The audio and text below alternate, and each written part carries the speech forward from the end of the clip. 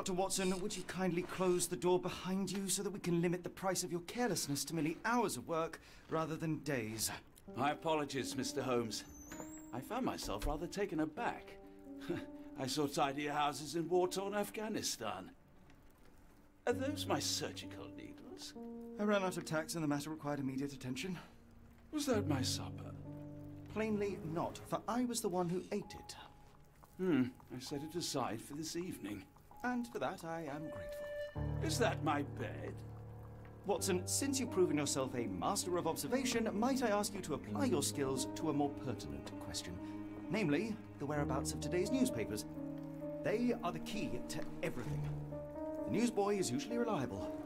Medically speaking, I often find that the key to everything is good sleep. In a bed. Your papers are here, on the table. Let us see what the postman brought today.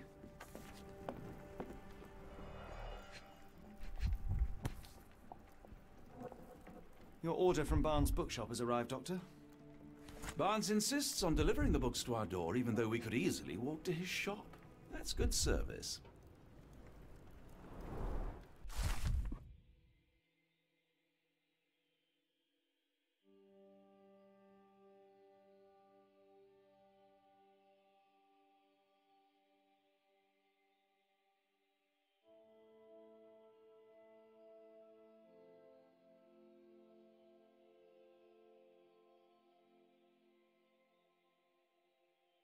Local gossip, all of it uninteresting.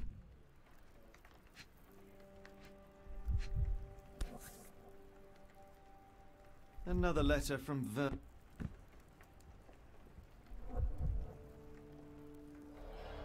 I don't see the Strand.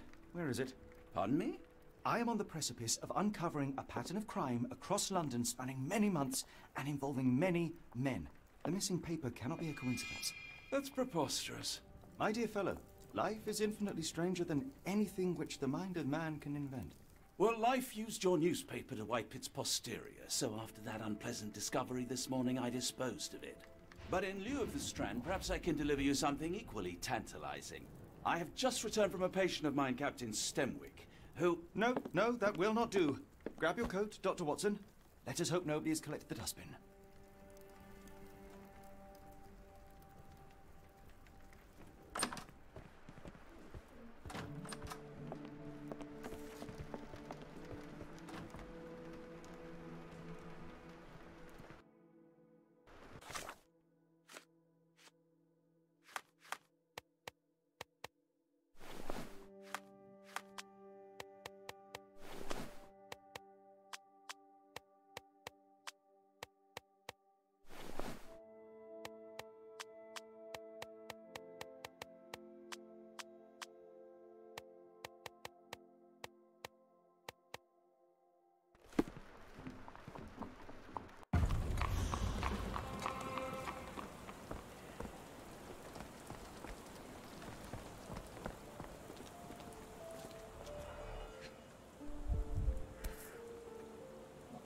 A cactus spine.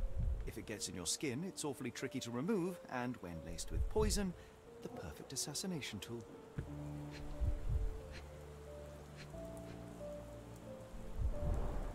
You were mistaken, Dr. Watson. The paper was indeed dirtied, but not how you implied. It's potting soil. See, Watson? The conspiracy is real. Someone tried to poison me. Poison? You? That's madness. Get the Strand! Get your copy of the Strand here! Sorry, Mr. Holmes. I just sold my last paper. Blast. Then why are you still here? Boss pays by the hour. No sense in returning early. You're a bright child. I presume you see everything that goes on around here? Nothing gets past me, mister. Then tell me, did you notice anyone suspicious at my door this morning? Like the man with your newspaper? Precisely. What do you know? I know the value of a shilling. Dr. Watson. Cool, now I can take the day off. Did you see what he was up to? Nah, not really. I saw him approaching your house, but I had a customer. Then there's a loud bang. I ducked down. Not because I was scared, because I wasn't. I had to protect the merchandise. And all I could see was him kneeling at your door. Which way did he go? Not sure. I was distracted by customers. Sorry. Can you describe the man you saw? He was carrying a lot of books. Up to his chin they were. Never heard of a well-read assassin. Looks can deceive. Hence the appeal of disguises. All right. You earned your shilling. That'll be all. Thanks, Mr. Holmes. Maybe I could be your eyes and ears, if you have more shillings. I'll stand watch, just in case the strange man comes back.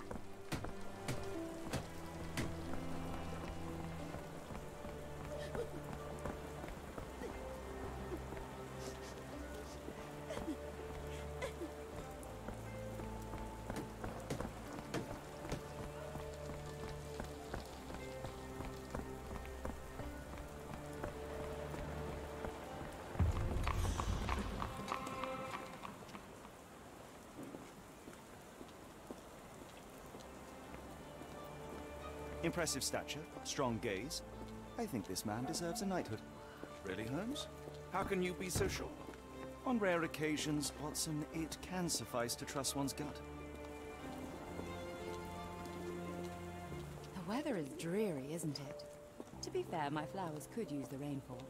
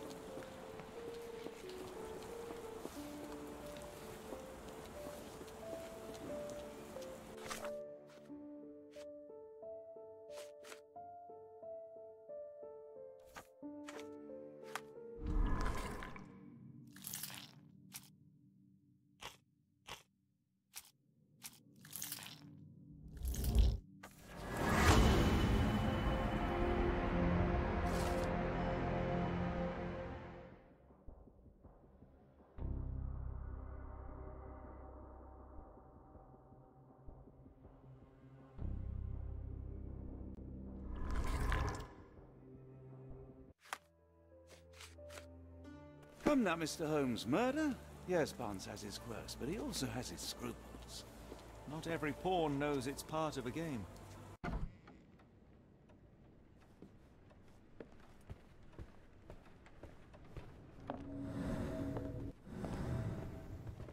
So, Barnes has a dog now.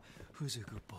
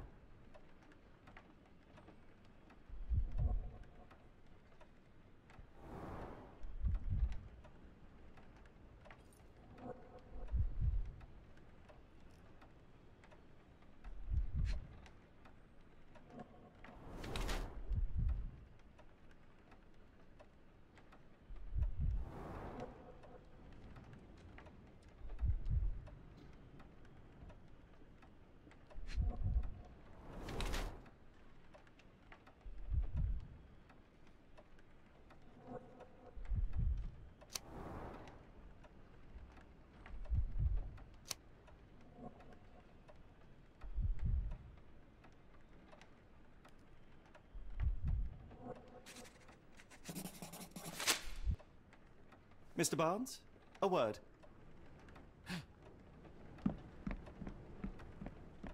Oh, for goodness sake.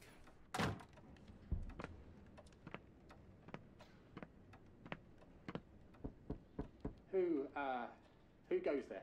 Sherlock Holmes. Now will you please... Mr. Holmes. Golly, I did not see you come in. Would you care to answer some questions for me?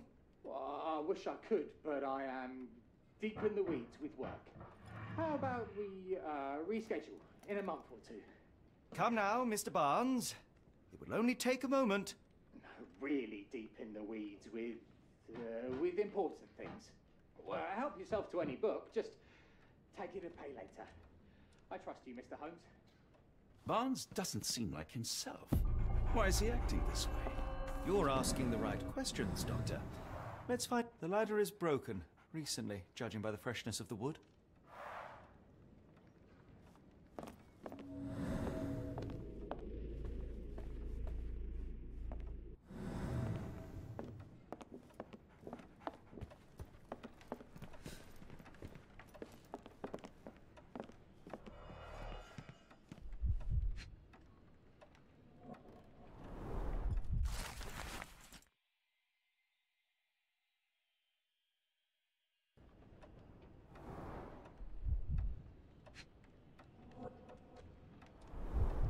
Basics of cryptoanalysis, cryptography in Egypt.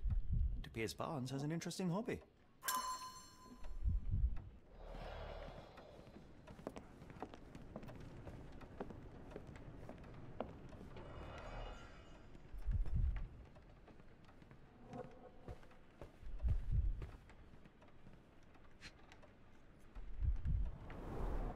An improvised stand, but it does make the flowers more visible.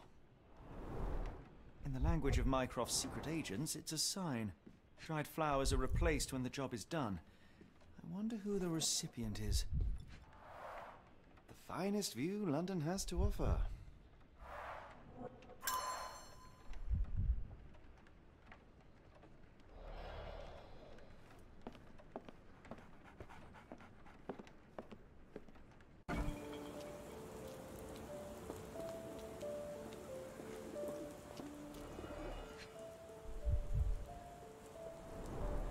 Encouraging people to stop and smell the roses?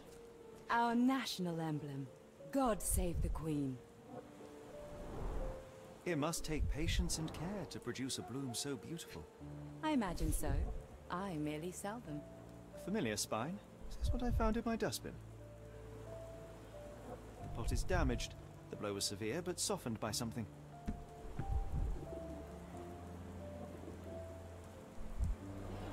Anything tickle your fancy, Mr. Holmes?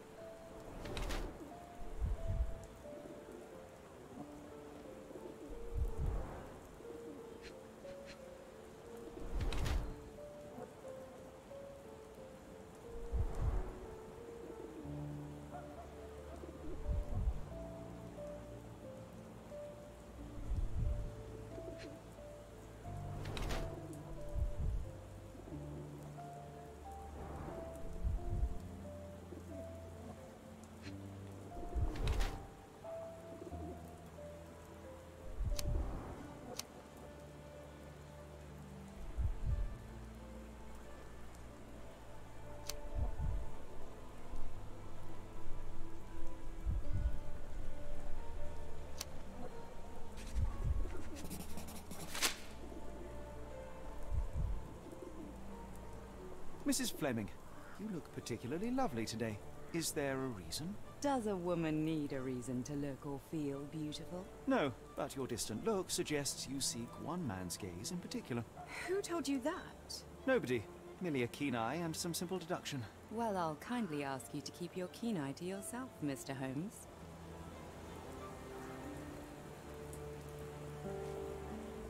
One of these things is not like the other. Come again? The cactus. Those fearsome spines can prove a devil to remove, and the sap is often toxic. And a rose thorn can give you tetanus, but we still grow them. The cactus seems comparatively harmless, though you have me thinking it must be valuable. I was under the impression that you knew its price already. Your guess is as good as mine. The first time I saw this cactus was when I came back from my break. What do you make of the flowers in Barnes' shop window? Well, they could use a bit of water. Do they mean anything to you? Mean anything how? I'm not sure I follow, Mr. Holmes. Why do you think they're there? Are you suggesting the flowers are for me? It seems likely, does it not? Oh, I hope you're right.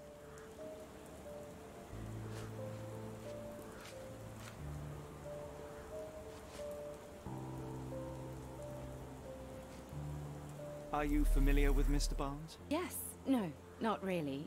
Well, in a way. What on earth does that mean? I know who he is, of course, but we haven't shared much more than a look. A look? Yes. Each morning I go for a walk in the park with my dog, and most days I spot Mr. Barnes there with his new puppy, so we see each other. Actually, we once met briefly while our dogs played. He was quiet and seemed unsteady as he approached, but since then, we've never spoken. I often see him staring through the shop window. Sometimes I wonder what he thinks about that would etch such longing onto his face.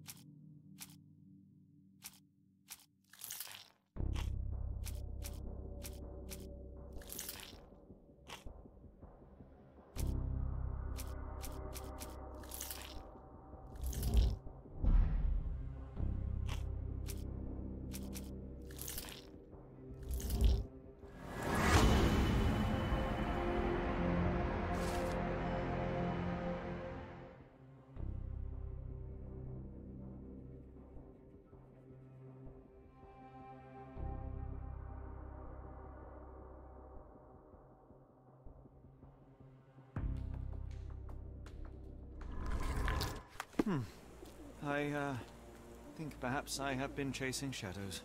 Do not despair, Mr. Holmes. Even the best of us make mistakes. We better tell Mr. Barnes what we've learned.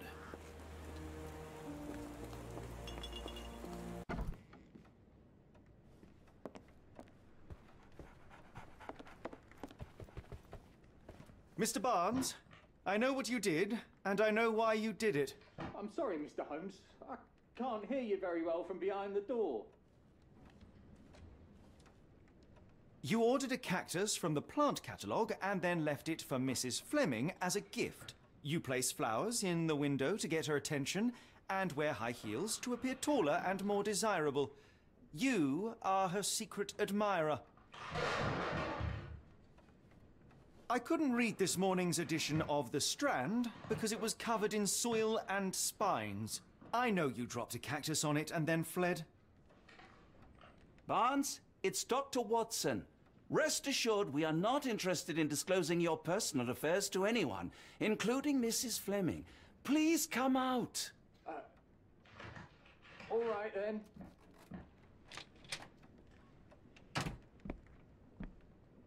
So, you know what happened then?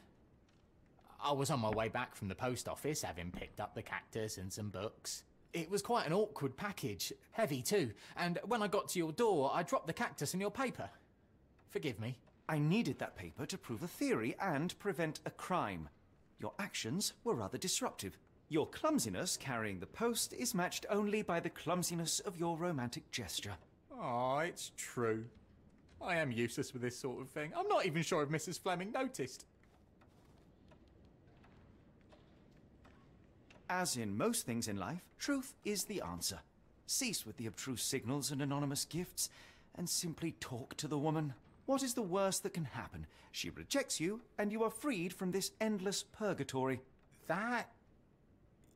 Yes, you are correct, of course. I do have a slight tendency to overthink things. Thank you. So, at last, we return to the matter of the paper. I'm investigating a string of burglaries. Did you perhaps read of any before the edition was spoiled? I don't recall, but you're welcome to read our copy for yourself. You had an issue of The Strand here all along? Well, naturally. I am a bookseller. I have a subscription to every magazine and newspaper in London. So you ought to be familiar with the concept of burying the lead. Oh no, my apologies, Mr. Holmes. I'll make it up to you however I can. I am an expert on obscure languages and translation and Yes, okay. Just give me the paper.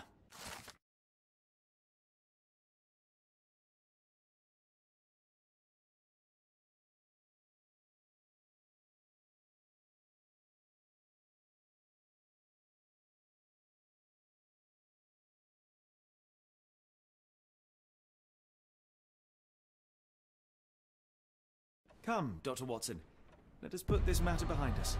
Farewell, Mr. Barnes. I hope to hear good news about you and Mrs. Fleming.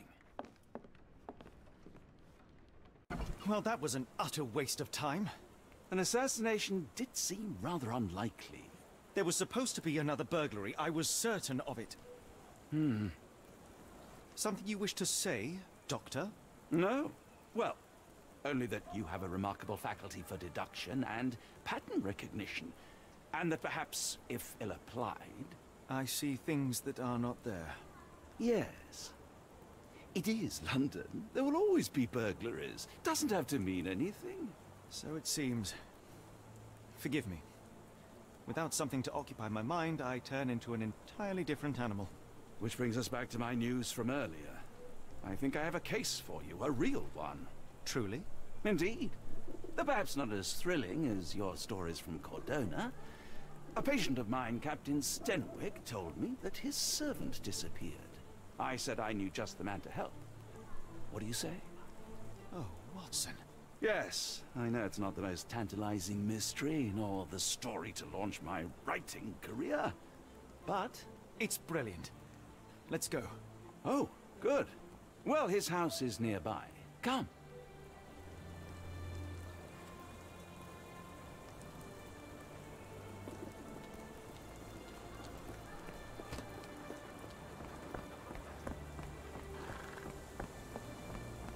Not much further now.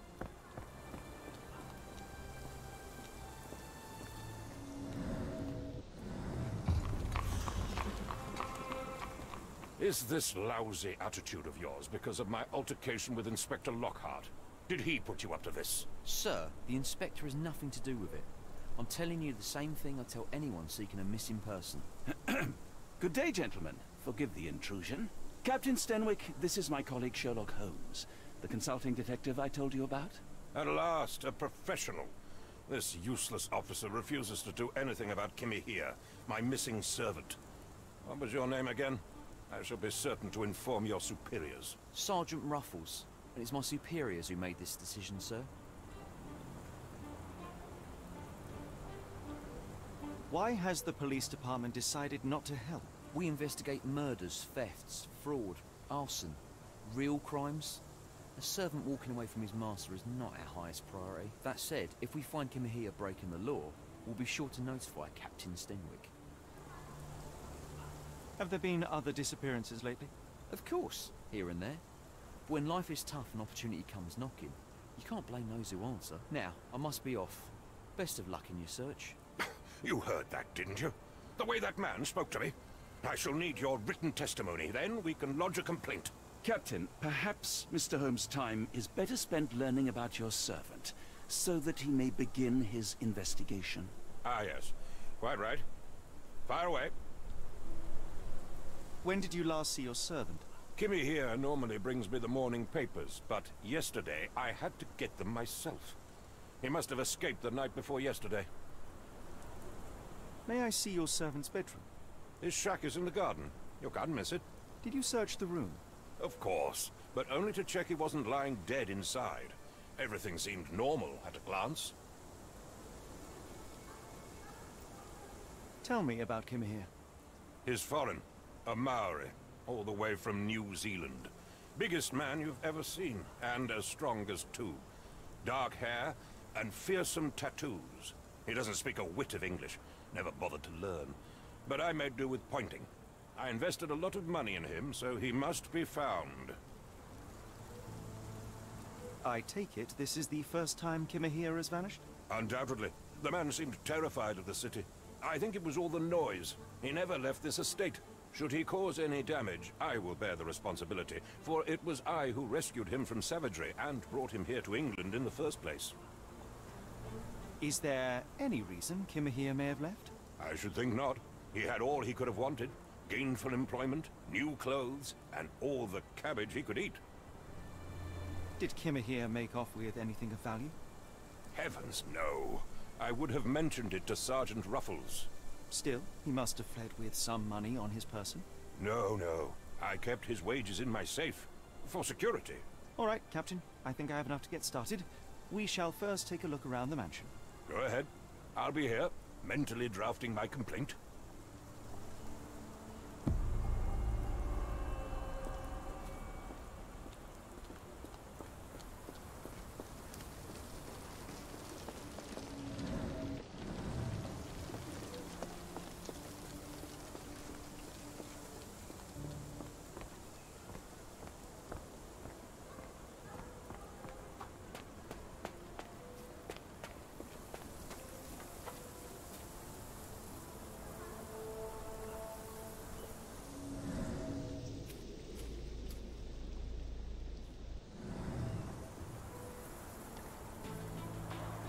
This lock is quite unusual. It appears that the key should be bent to the right.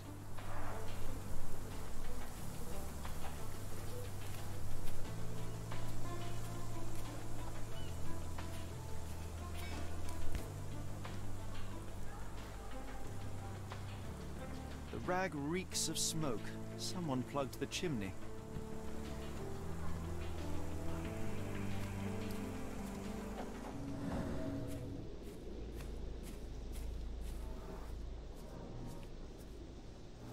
Could have left these tracks. They seem fresh.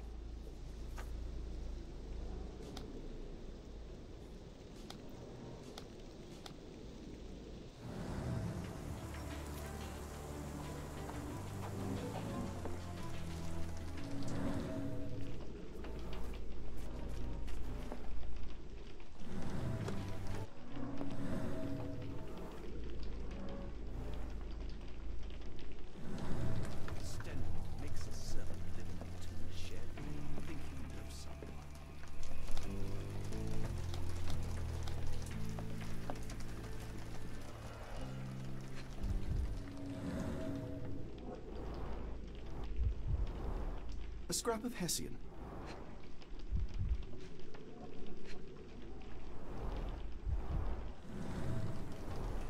These were sturdy boxes. It would have required a serious blow to break them.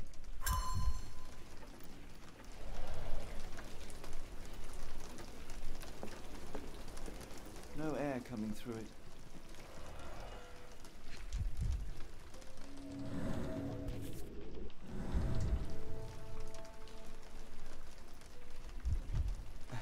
Chemical odor. Lend me your nose, Doctor. Ah, I'll never forget that smell after my time in Afghanistan. That's an opioid, Mr. Holmes, a narcotic. The ashes are long since cold. Button chops, the remains of a meal.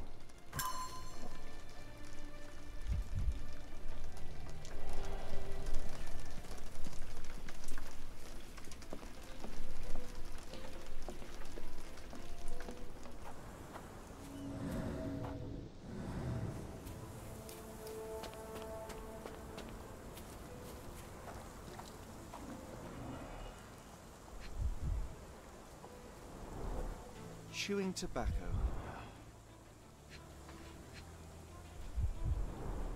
A shoe print, roughly size 11, with a worn-out sole.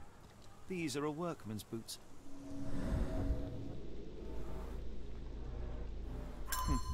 Looks like a knee print. Someone knelt here. The amount of chewing tobacco suggests they were waiting a while. Amazing, Mr. Holmes. To read the ground like an open book.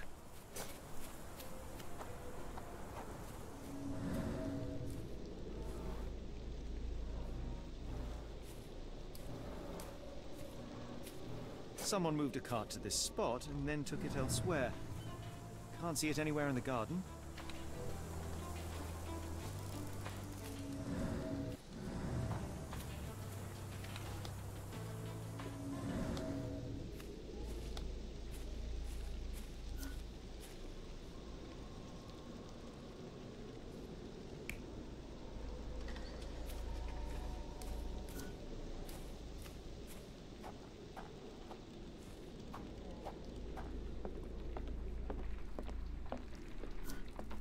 No air coming through it.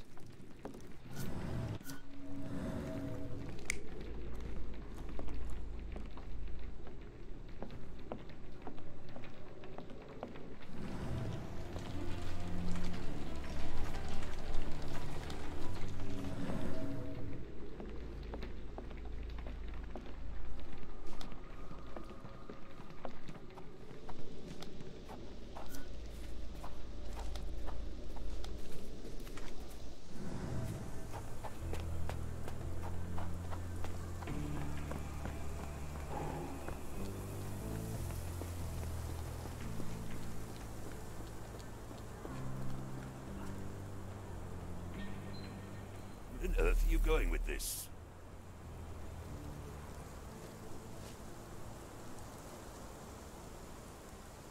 Are you joking? Why would I know this? Do you happen to know Kimahir's shoe size? I wouldn't have the foggiest. But I'm sure it was enormous. Not that it matters. He spent his life barefoot. Despite my best efforts, he simply did not take to shoes. Has Kimahir ever indulged in tobacco? No, the man doesn't even drink. Are you certain? I found chewing tobacco in the garden. I controlled Kimahir's expenses. Since he struggled with the currency, I would have known if he used tobacco. I thought you were meant to be intelligent. The door to your garden has an interesting lock. Yes, I have uncommon locks on every door of my mansion. It makes them harder to pick. Kimahir and I both had a set of keys. I'll need to borrow them. No, you'll need to do what I tell you to do. Examine the garden. Why are you still here?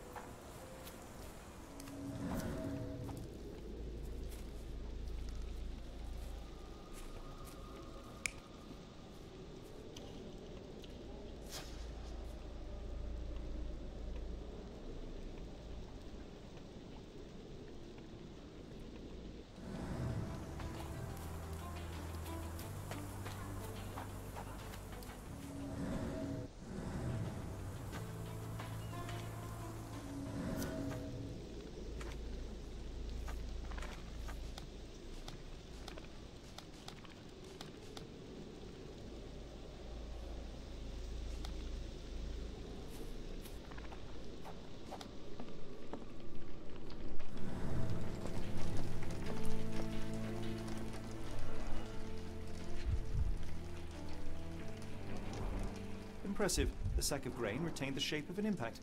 Someone hit their head here.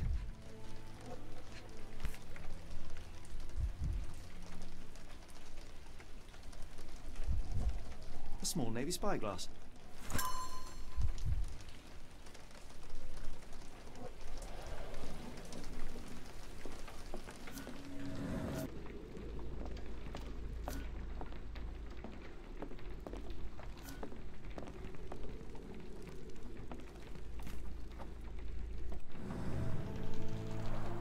Is this a Tanifar, a Maori water spirit, or something else?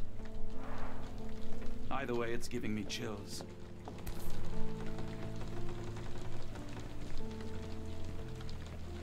A Maori nose flute. Ngurus, they're called. Clothes made of Hessian. Is Stenwick really so miserly?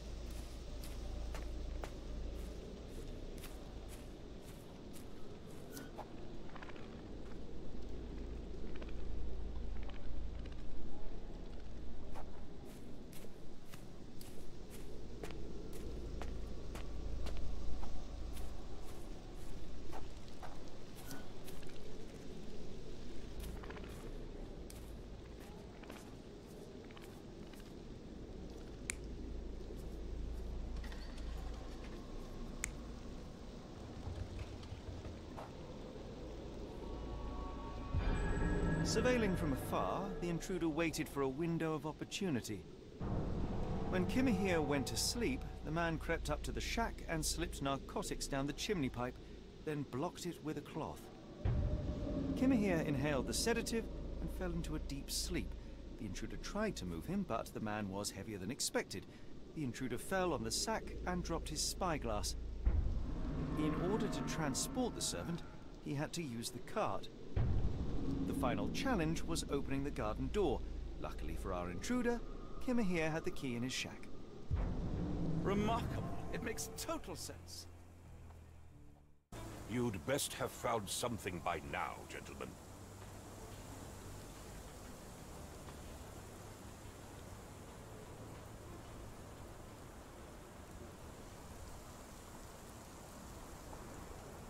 You said that you checked the shack earlier. Did you notice the cart tracks near it? Now, one ought to expect a servant to make regular use of such a thing.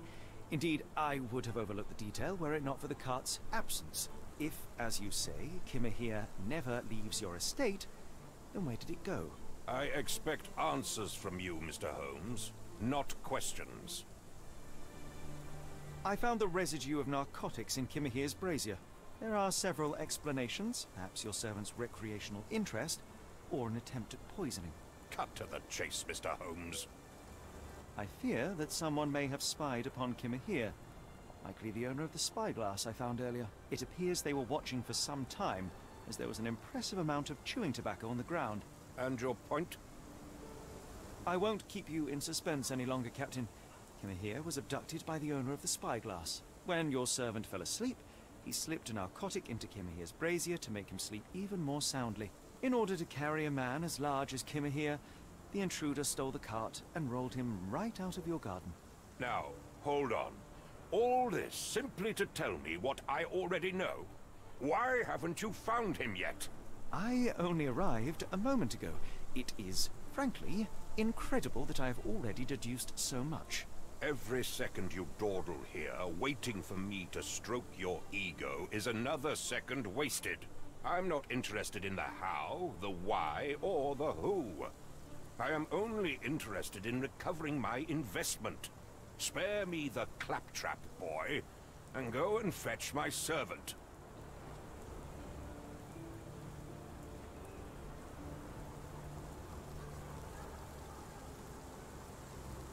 The point is, Captain, we're telling you this for a reason.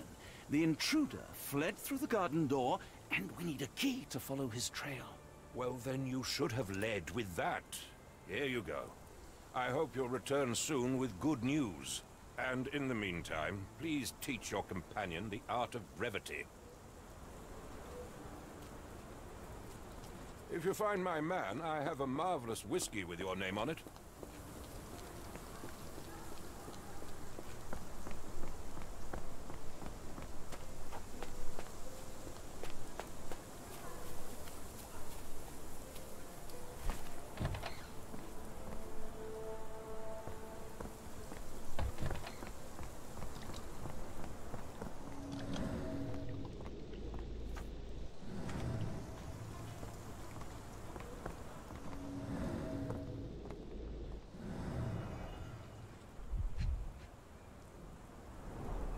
Sturdy rope, professionally tied in a Portuguese bowline. This knot is often used by sailors to create a bosun's chair.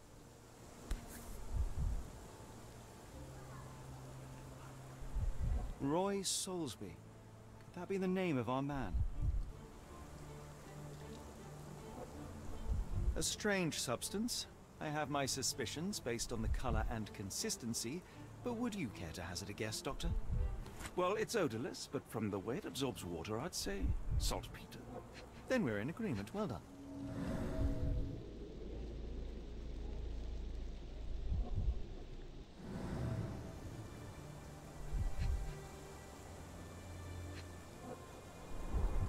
Wheels picked up grass along the way. Kimahir's cart, I gather.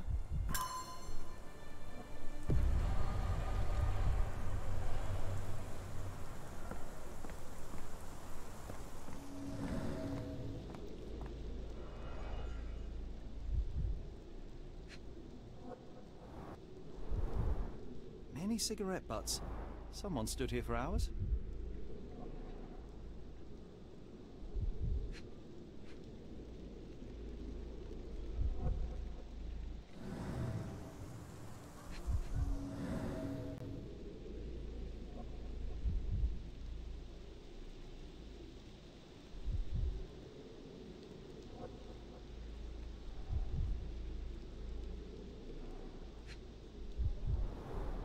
A large pile of horse droppings.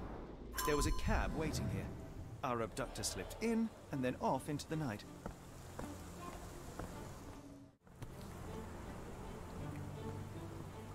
What does it say?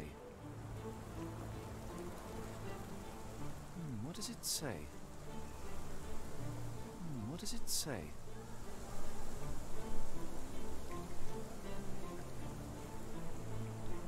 No seams or torn fabric on this doll. Likely one-legged by design.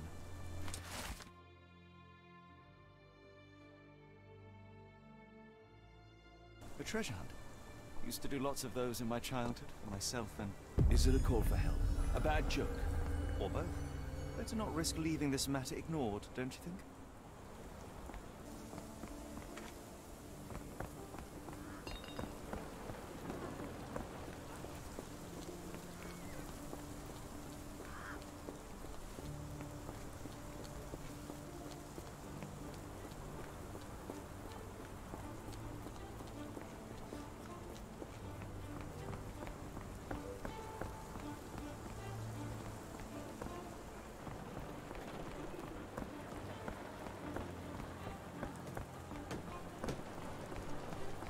Get the Strand. Get your copy of the Strand here.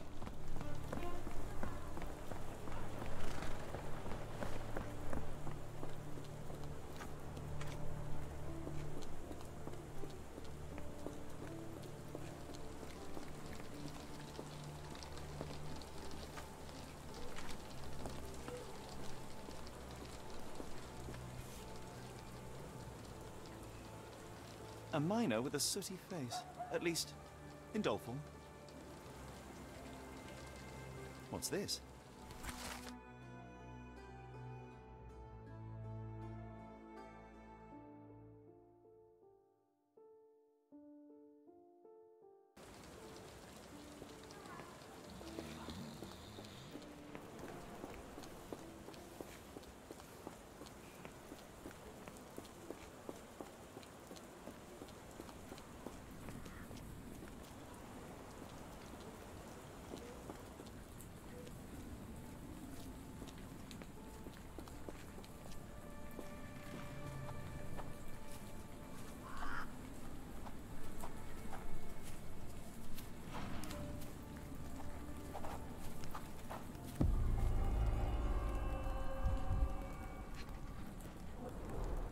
A model of a homely room and fireplace.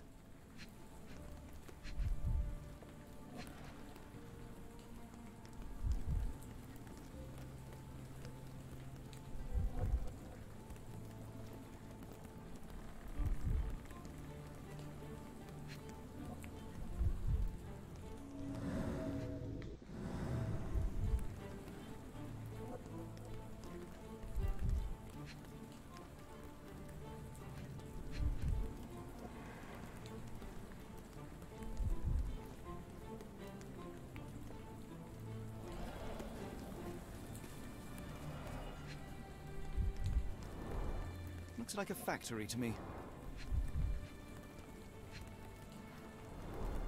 Wonder what could get the gears inside moving.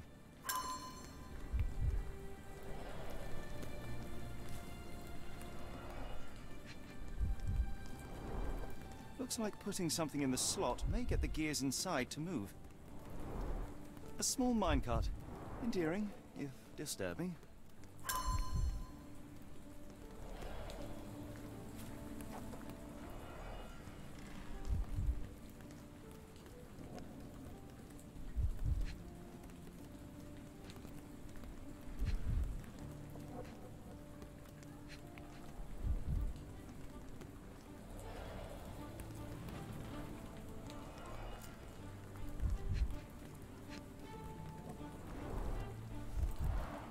Chimney bears a peculiar form, like it's meant to have something put inside.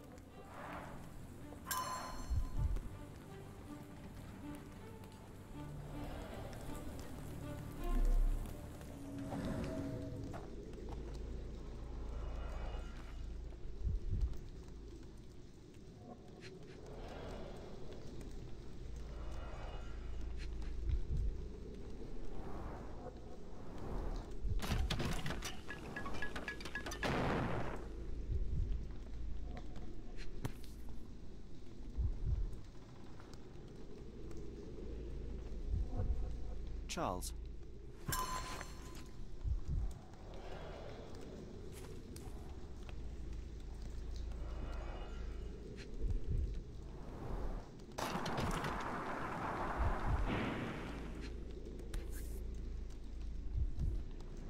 Anne.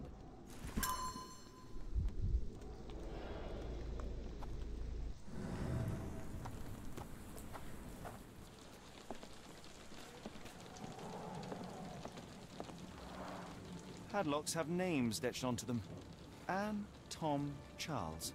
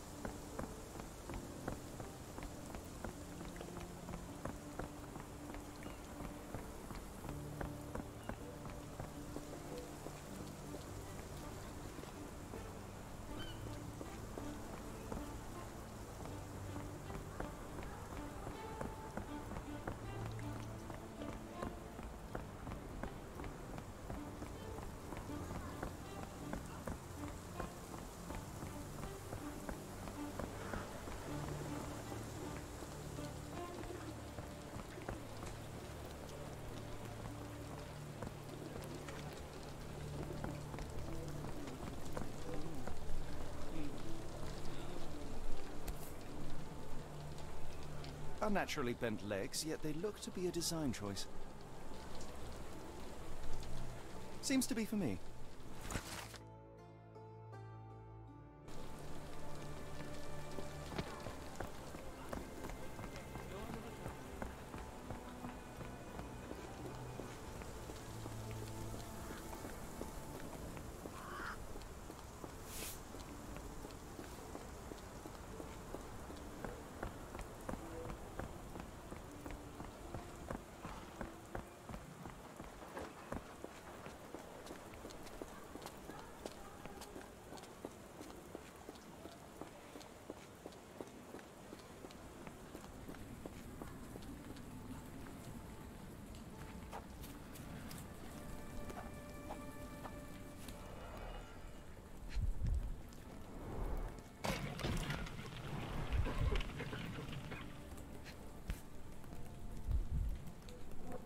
Tom.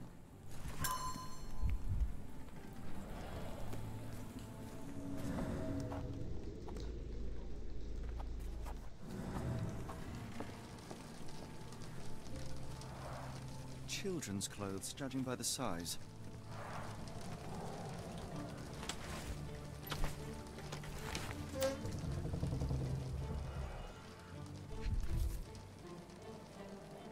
Last doll seems recently made.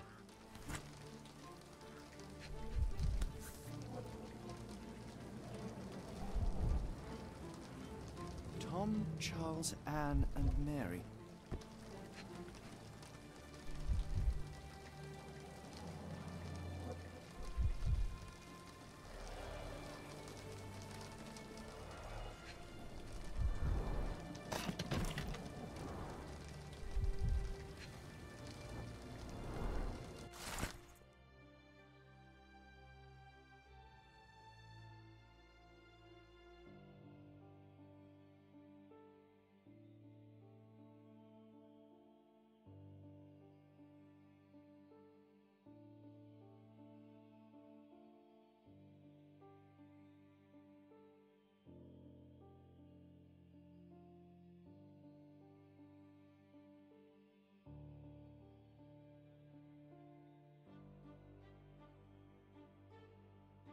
sure I like the treasure hunt's ending. Could we really have saved her, Holmes? No. Solving this crime is beyond my reach.